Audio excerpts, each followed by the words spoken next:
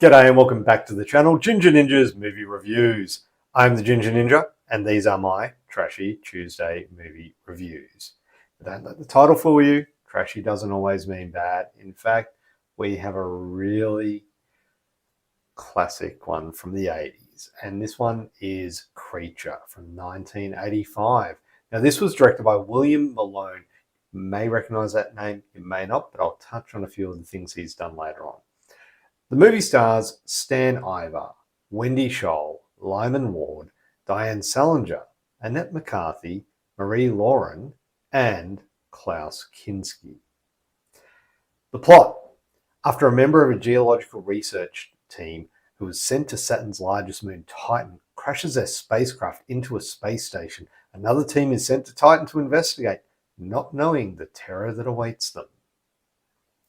Yes, that's pretty classic sci-fi horror fare, But I mean, when you talk about sci-fi horror, most people jump straight to Alien or Aliens or even The Thing. But when you have a movie like Creature, it's a low-budget alien monster flick that's been called everything from a shameless ripoff to a hidden cult gem. And look, I remember seeing this one years ago, but the one thing that always stuck out to me was the cover, which you can see back here. This cover right here looks amazing. And I remember seeing the VHS cover of it and being drawn into it. Seeing this in the video store, you'd look at it and you just want to see that creature in full. But when you look at the plot, group of astronauts and corporate employees, they land on Saturn's moon Titan, then they discover a deadly alien life form that starts picking them off one by one. I mean, look, let's be honest, that kind of sounds familiar, right? It's nothing we're not already aware of. So there is a reason why people have labeled it as a bit of a knockoff of Alien or Aliens. The parallels are really hard to ignore. But let's take off and have a look at Creature. Okay, now the cast is a pretty mixed bag. It features a lot of familiar sci-fi B-movie faces, with Stan Iver leading a group of space explorers and Wendy Scholl providing a very grounded presence. But then you've got Klaus Kinski. And he does only have a supporting role, but he steals the scenes with his eccentric and unpredictable energy that he brings. It's this unpredictable and slightly unhinged talent that he was famous for. And honestly, he is the one actor in this film that actually seems completely comfortable in this weird little monster flick. But then, yes, why not? If we are all friends. This place out there, you know what this is? Es ist die Sammlung von Lebensgeistern. Ja, es ist eine Sammlung von Lebensgeistern. I mean, we found someone's collection of life from all over the galaxy, like a child's butterfly collection. Only that some of these butterflies are not so friendly. We did a terrible mistake. Lyman Ward is also an interesting addition. He is someone you might recognize, though you may not know where from. Ferris Bueller's Day Off, A Nightmare on Elm Street 2, Freddy's Revenge, Not Another Teen Movie, just to name a few. So yeah, you know him. His character does a bit of an interesting turn. I really did enjoy the stereotypical, well, not so stereotypical corporate sleaze bag. Think Carter Burke from Aliens. But the way he actually turns it around and is actually more human. He actually becomes a bit of a good guy. The rest of the cast do their job adequately. And honestly, they're given very thinly written roles. The characters feel more like archetypes than actual people, and it's hard to connect with them or care about them much at all when they inevitably become alien chow. Now on to the directing and the writing, and William Malone's direction is a bit of a mixed bag. You can tell Malone was aiming for a blend of European style atmosphere with an American monster movie pulp. He even shot the film in Germany, which actually gives the film a slightly different vibe to your standard Hollywood production. But for me, the pacing is a real issue. The film drags in the middle, and some sequences just feel padded out to stretch runtime. And the movie's not that long. It felt like Malone wanted to channel Ridley Scott's Alien, but the execution slips into this sluggishness rather than suspense. And there does feel like there is a lack of tension throughout the film. It tries hard to build it, but it can't get to that right level and it can't maintain it, which doesn't help with the pacing at all. And the script is one of those weaker points of this. The setup is overly familiar, even by mid-80s standards.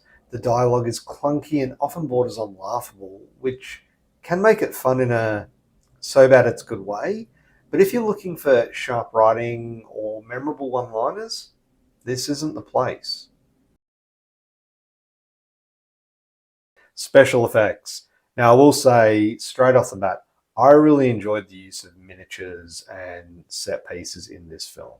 The space station, you can see a bit of it just over there somewhere. Yeah, there it is. But in the actual film itself, you actually see that get collided into, and it looks really good. The use of miniatures in that, the set design, the look of Titan itself, the ship as well, they all look really good. And for a low-budget 1985 release, this actually has a bit of a mixed bag to it when it comes to the practical effects and the lighting. And I'll touch on that shortly. But the creature design, the actual design of itself, it does have moments of really grisly creativity. It's got some gooey, bloody effects that really will appeal to fans of practical horror. However, the monster is often poorly lit or awkwardly shot. The lighting overall is very dark, and it seems like it's done in an attempt to create mood, but it actually detracts from what you want to see. I wanted to see the alien in all its glory. You think about Alien and Aliens, eventually you do get to see the alien in all of its glory. Remember when the Queen, we get to see, it goes over the egg sacs, and then up to we see the Queen in all of her glory. That's what I wanted in this. But here, you just don't get that because it is so dimly lit and dark. And I get it. They do that to enhance the mood, enhance the atmosphere. It just doesn't work overall. But for an independent production, it is impressive how much effort did go into the creature effects. And those brain-sucking parasites looked amazing.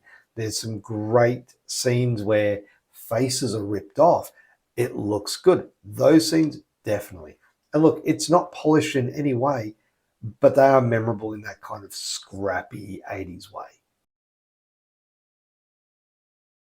Rewatchability. Will I rewatch this? The easy answer is probably not. I have not watched this film since probably about the early 90s, but it's one that I've always thought about going back and rewatching. But now that I have,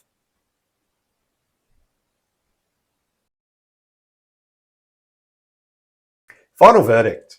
So where does Creature stand today? Honestly, it is a curiosity. If you're a fan of 80s B-movie sci-fi horror, it's worth watching at least once for the attempted atmosphere, the practical effects, and of course, the Klaus Kinski factor. But if you're looking for a genuinely scary or original sci-fi horror experience, you're probably going to end up disappointed. This is pure VHS-era fodder. Flawed, derivative, but strangely watchable if you're in the mood for some 1980s sci-fi horror cheese. For me, Creature is the kind of movie you throw on late at night with some friends, a few drinks, and the willingness to laugh at the clunky dialogue and the rubbery monster effects.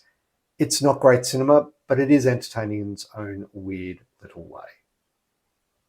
Overall, for a score, Creature gets a well-deserved 6 out of 10.